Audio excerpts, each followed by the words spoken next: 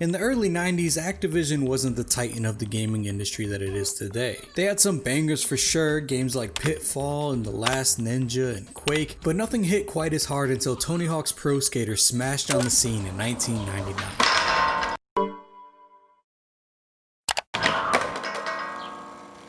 Activision wanted to make a skateboarding game to enter the growing market alongside Sega's Top Skater and EA's Street Skater, and the initial studio they had on the project failed to make anything worthwhile and never left the concept stage. But a recent partner, Neversoft Studios, was put on the job, and the rest is history.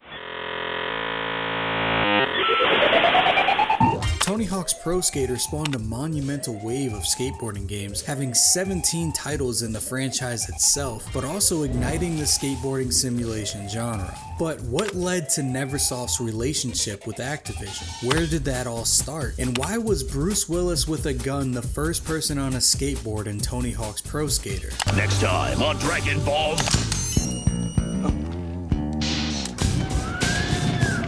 That's a very dangerous gun.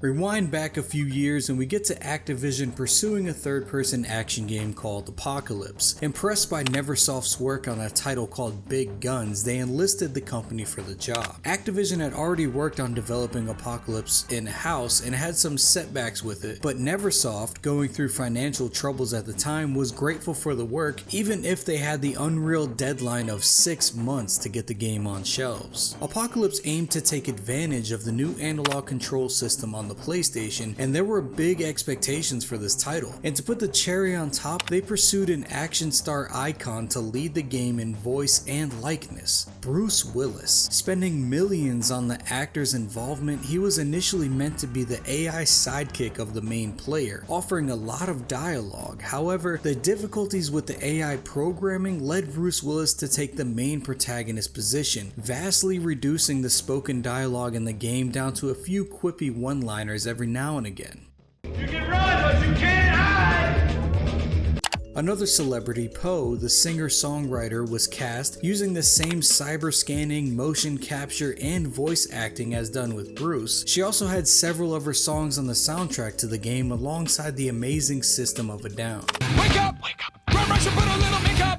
The project was a big money sink, and giving it to Neversoft was Activision's plan to get the product out of development hell and recoup some of the lost cost. But Neversoft delivered on the deadline and even made a semi-decent project. Aaron Camerata, a level designer on Apocalypse, said that it was an amazing environment to find yourself in. The coders were focused and delivered results every day. The artists blew the doors off any system that you put in front of them. And the best part is that it was all cultural. Everyone was motivated to do better. You wanted to work hard to make everyone else say holy crap. And Activision did indeed say holy crap. Apocalypse went on to do reasonably well. It's unknown if the project ever made a profit. I mean, it's doubtful, but I'm sure Activision would much rather a decent game on shelves with a little money in the pocket instead of a bunch of $1 million face scans of Bruce Willis collecting dust. Activision had its hide saved by Neversoft, and when the idea of building a skateboard sim game came up, Neversoft was the go-to. Activision again lighting another fire under Neversoft, with this project requiring the game out before Christmas season of 1999.